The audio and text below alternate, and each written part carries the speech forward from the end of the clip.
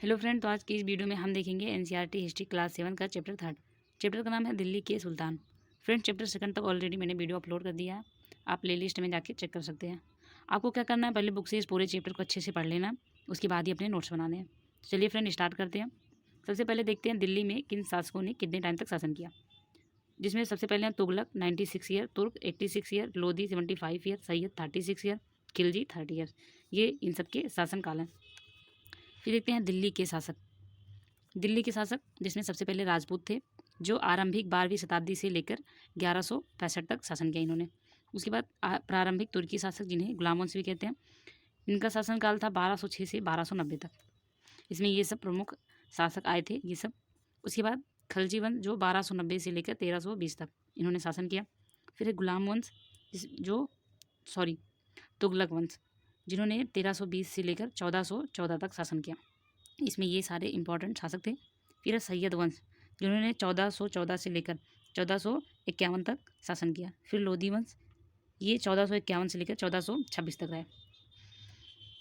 Friends, ये सब दिल्ली में जिन्होंने शासन किया उन सब शासकों के नेम थे और उनके शासनकाल थे। फिर देखते हैं दिल्ली सल्तनत।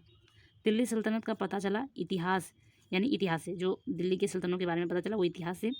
इनमें प्रमुख एक तारीख था जिसका अर्थ था एक वचन, और त्वारीख यानी बहुवचन। ये फारसी में है, फारसी में वर्ड है ये तारीख और त्वारीख। इनका घटनाओं का वर्णन सुल्तानों के बारे में, ये जो तारीख और त्वारीख है ये इनमें घटनाओं का वर्णन और सुल्तानों के बारे में वर्णन किया गया। फिर शासक बनने के लिए शर्तें थी, जो शासक बनने के लिए शर्तें थी वो जन्मसिद्ध अधिकार और लिंग भेद आधारित, यानी केवल पुरुष शासक। जन्मसिद्ध अधिकार यानी शासकों के पुत्र ही अगले शासक बनेंगे। लिंग भेद जिसमें केवल पुरुष ही शासक बन सकते थे। कुछ महिला शासक भी हुई, जैसे सन 1226 में सुल्तान इल्तुतमिश की बेटी रजिया सिंहासन पर बैठी। रजिया का विरोध किया मिन्हाज सिराज ने, क्योंकि वो पुरुष नहीं थी, वो एक स्त्री थी, इसलिए इन्होंने विरोध किया। दिल्ली पर शासन करने वाली पहली महिला शासक बनी रजिया सुल्तान। दूसरी हैं आधुनिक आंध्र प्रदेश के वारंगल क्षेत्र के काकतीय वंश की रानी रुद्रम्मा देवी। 1262 से 1289 में तक इन्होंने शासन किया। ने अपने अभिलेखों में अपना नाम पुरुषों जैसा लिखवाकर अपने पुरुष होने का भ्रम पैदा किया। जो रुद्रम्मा देवी थी, इन्होंने भ्रम पैदा किया कि ये पुरुष हैं। कश्मीर की रानी दिद्दा, जो 980 से 1003 तक इन्होंने शासन किया। दिद्दा यानी दीदी। दिद्दा शब्द इन प्रजा द्वारा स्नेह से दिया गया था इनको। फिर आता है गैरसियन शहर। गैरसियन शहर किले बंद बसाओ जहाँ सैनिक रहते हैं। भीतरी प्रदेश यानी शहर या बंदरगाह के आसपास के इलाके जो उसके लिए वस्तुओं और सेवाओं की पूर्ति करें। फिर फ्रेंड यहाँ पे मैप में देखते हैं अलाउद्दीन खिलजी का दक्षिण भारत का अभियान। ये आप देख सकते हैं दिल्ली और यहाँ से अभियान, और ये है दिल्ली सल्तनत का विस्तार उत्तर भारत में। फिर 12वीं सदी के आखिरी दशक में कुतुबुद्दीन ऐबक, जिसने कुतुबुद्दीन ऐबक द्वारा बनी कुव्वत उल इस्लाम मस्जिद जामा मस्जिद दिल्ली के सुल्तानों द्वारा बनाए गए सबसे पहले शहर में स्थित है। इतिहास में इस शहर को दिल्ली ए कोहना यानी पुराना शहर कहा गया है। इस मस्जिद को इल्तुतमिश और अलाउद्दीन खिलजी ने और विस्तार किया।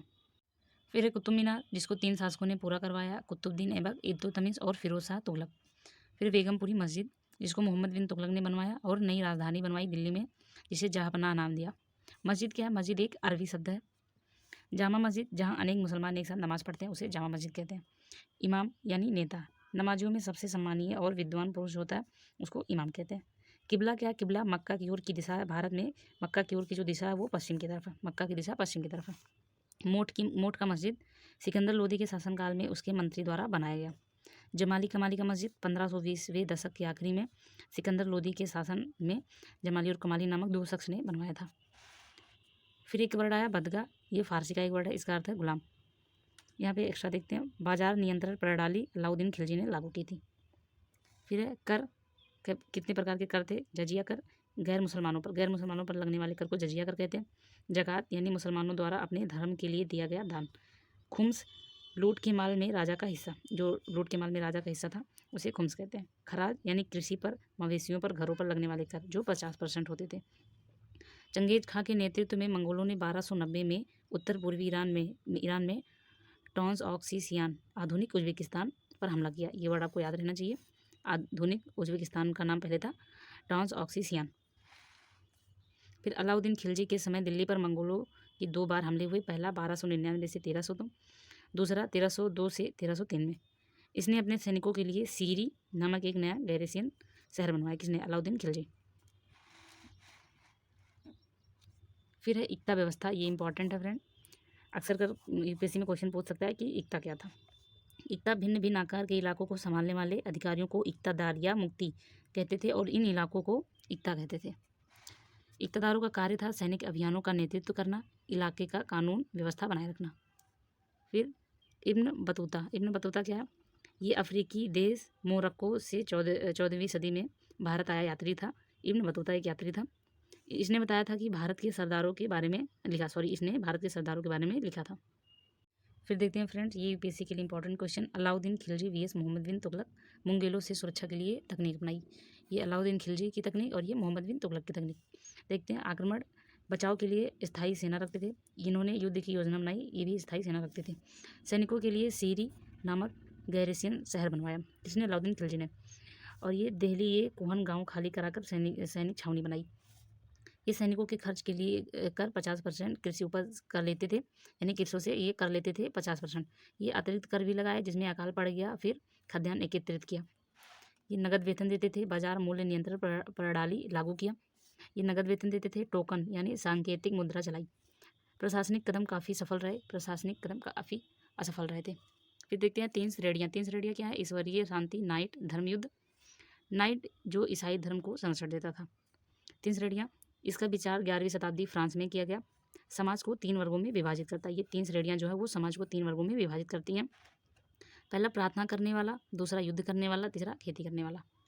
विभाजन से योद्धाओं का नया समूह उभरा। इस विभाजन से नए योद्धाओं का समूह उभरा, जिसे नाइट कहते हैं। नाइट जो धर्म और ईश्वर की सेवा में समर्पित रहे। नाइट से यही उम्मीद थी कि वो धर्म और ईश्वर की सेवा में समर्पित रहे। सैनिक अभियानों की श्रृंखला, जिसे क्रूसेड यानी धर्मयुद्ध कहते हैं, ये आपको याद रखना है। क्रूसेड यानी सैनिक अभियानों की श्रृंखला।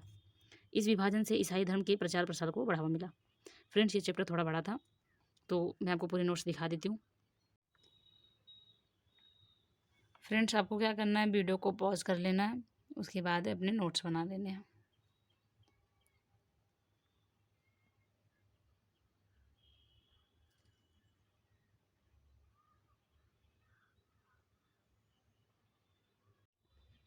फ्रेंड, इसके पहले के चैप्टर आपको मेरे चैनल पे प्लेलिस्ट में मिल जाएगा और क्लास 6 एनसीईआरटी हिस्ट्री के पूरे चैप्टर मैंने करवाए हैं, आपको चैनल पे उसका भी प्लेलिस्ट मिल जाएगा।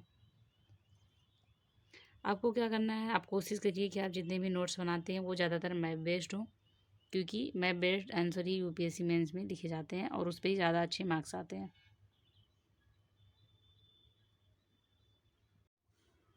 फ्रेंड्स, अगर आपको वीडियो पसंद आता है तो आप लाइक करें, कमेंट करें तथा चैनल को सब्सक्राइब करें।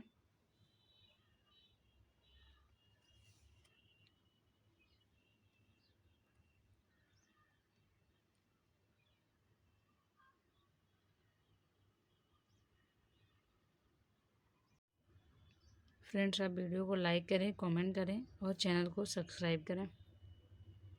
अगर आपको नोट्स से रिलेटेड कोई भी क्वेश्चन पूछना है तो आप कमेंट कर सकते हैं।